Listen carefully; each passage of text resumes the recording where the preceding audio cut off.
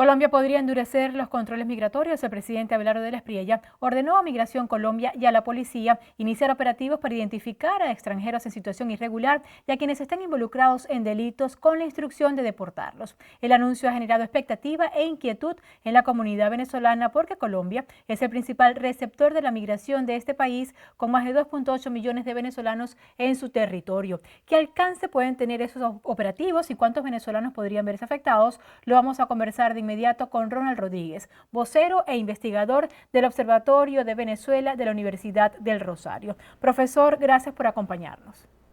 Jessica, gracias por la invitación. Pues como mencionábamos en la introducción, Colombia es el principal receptor de la migración de Venezuela, 2.8 millones de venezolanos, más de 2.8 millones de venezolanos, y desde el principio, digamos, se brindaron condiciones para que buena parte de estos venezolanos pudiesen regularizarse. De hecho, un poco más de 1.8 millones lo ha hecho. Y queremos conocer, profesor, qué podríamos esperar tras este anuncio del presidente de la Espriella.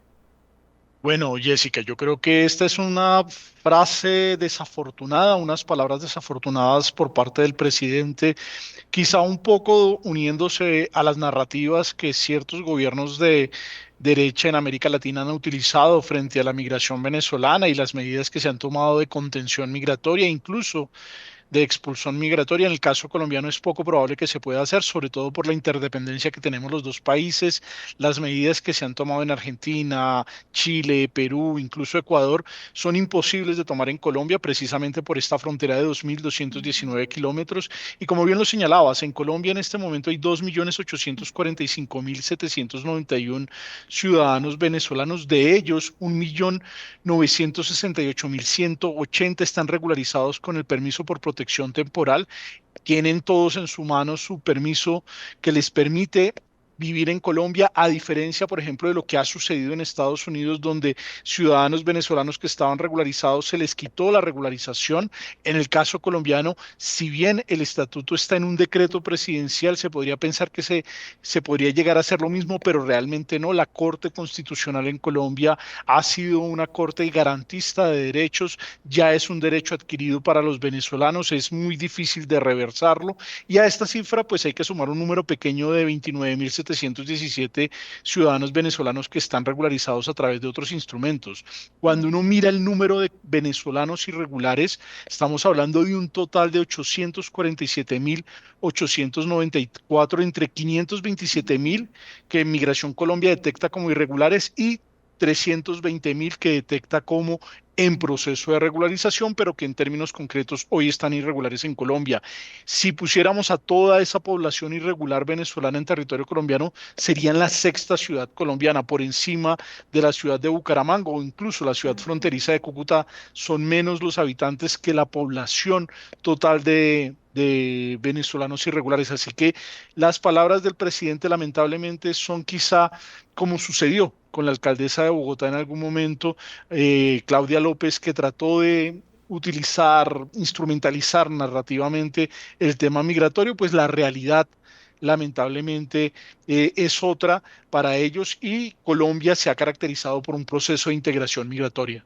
Ahora, profesor, la pregunta, tras escuchar las palabras del presidente de la Espriella, haciendo referencia a las personas en condición irregular, es qué va a pasar con estos 848.000 venezolanos aproximadamente que no han logrado regularizar su situación migratoria en Colombia. Entre este número que le he mencionado, que usted me va a corregir si está acertado, 193.000 son niños. ¿Qué se podría esperar? Se podría esperar un ajuste en las normas y en el sistema para que puedan ser incorporados al trabajo, a la educación y al sistema en Colombia, o podríamos esperar su deportación tomando en cuenta esta cultura y esta tradición entre Venezuela y Colombia y esta frontera tan porosa, más de 2.000 kilómetros de frontera, pero con mucha cercanía. En efecto, Jessica, el proceso de regularización en Colombia, de hecho, la regularización del 1.900.000 venezolanos que ya han sido regularizados, no se hizo como un acto de solidaridad o de hermandad, por decirlo, sino que fue un acto de absoluto y total pragmatismo. Es decir, para el Estado colombiano es muchísimo mejor tener plenamente identificada a la población venezolana que se encuentra en el territorio. Los sistemas ordinarios no dan abasto para hacerlo y por eso en 2021 el presidente Iván Duque creó el estatuto que permitió una plena identificación. Hoy tenemos las fotografías, las huellas dactilares y como bien lo señalas, dentro de la población particularmente que se encuentra irregular en Colombia, hay 193.213 niños, niñas y adolescentes y esta es la única población que todavía tiene posibilidad de hacerlo dentro del estatuto. Es decir, que si el presidente Abelardo de la Espriella realmente quiere construir un mecanismo para proteger y para evitar que la delincuencia reclute a estos niños. Recordemos que Colombia ahorita tiene un problema muy particular con reclutamiento forzoso por parte de organizaciones criminales y organizaciones armadas. Human Rights Watch lanzó a inicios de esta semana un informe donde demuestra que durante la administración de Gustavo Petro se cuadruplicaron las dinámicas de reclutamiento forzoso para población infantil, para niños, niñas y adolescentes, pues es muy importante en este momento que en lugar de estar haciendo discursos que pueden llegar a ser antisonantes, creemos medidas específicas para que los alcaldes de Bogotá, Cúcuta, Soacha, Medellín, Cali, que son las principales ciudades donde están estos niños, pues inicien procesos rápidos de búsqueda para que estos niños sean regularizados. De hecho, pues estos niños al estar regularizados también se garantiza su derecho a la educación porque en Colombia esos dos derechos van conjuntamente. En Colombia todos los niños, independientemente de su sistema, de su condición migratoria, deben estar dentro del sistema educativo. Y si están dentro del sistema educativo, tienen derecho inmediatamente para ser regularizados. Entonces, ahí hay una estrategia que puede dar resultados rápidamente, disminuir ese número de los 193.213 niños, pues sería una política que rápidamente daría resultados. Y pues lo que se espera es que el presidente una vez ya se está conformando su equipo, se acaba de nombrar a un ex coronel en Migración Colombia, se acaba de nombrar al viceministro para Asuntos Migratorios, se está conformando el equipo de gobierno para abordar el tema y muy más temprano que tarde se van a tener que diseñar políticas que atiendan a las dificultades que tiene una población en condición irregular y que pues eviten precisamente que las organizaciones criminales los instrumentalicen. Profesor, pero ¿por qué hasta ahora estos más de 800.000 venezolanos no han logrado regularizar su condición migratoria en Colombia?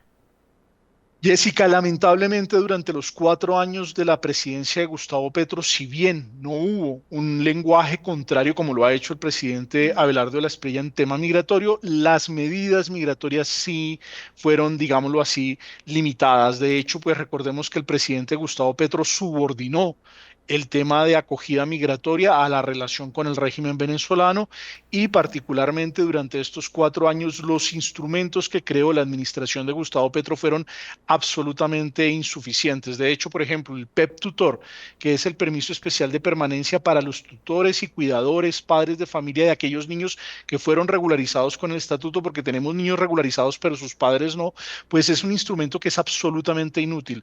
Ha logrado regularizar a poco más de 3.000 ciudadanos venezolanos, eso es menos del 0,11% de la población venezolana regularizada, es decir, es un instrumento que no funciona y cuando los ciudadanos venezolanos se acercan con ese instrumento a las dinámicas de salud, a las dinámicas de educación, a las cajas de compensación. Este instrumento no está dentro de los sistemas, ni siquiera en el sistema financiero, así que termina siendo un carnet que no sirve para nada, mientras que el estatuto, el permiso por protección temporal, ya tiene un camino recorrido, tiene un reconocimiento, pues eso lo único que hizo fue confundir el ecosistema.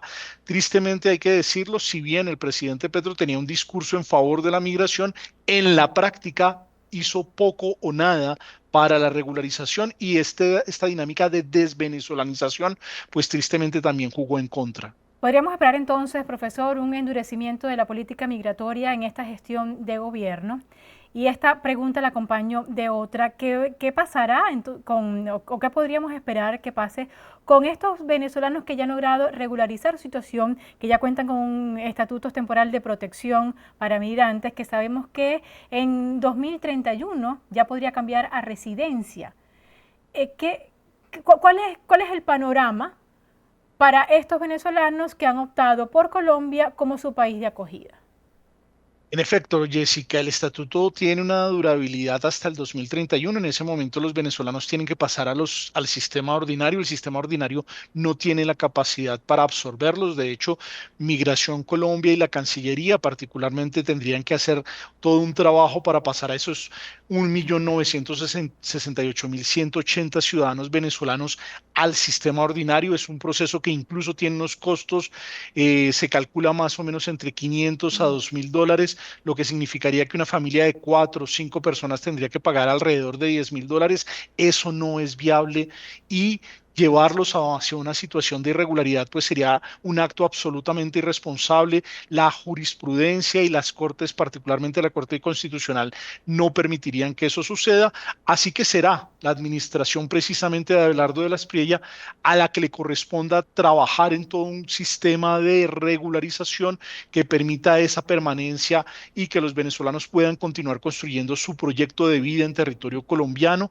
Esa transición implicará el diseño de una política pública. En el pasado, Colombia lo ha hecho. El estatuto es una cosa que se hizo y que se desarrolló en menos de 2 años. No podemos pensar que al presidente Abelardo de la Espriella va a quedar en la misma inoperancia que lamentablemente fue la administración del presidente Gustavo Petro. Así que muy seguramente en 2 o 3 años vamos a tener que estar viendo cómo se construye esa política pública. De ahí la importancia que las personas que han sido nombradas asuman ese reto.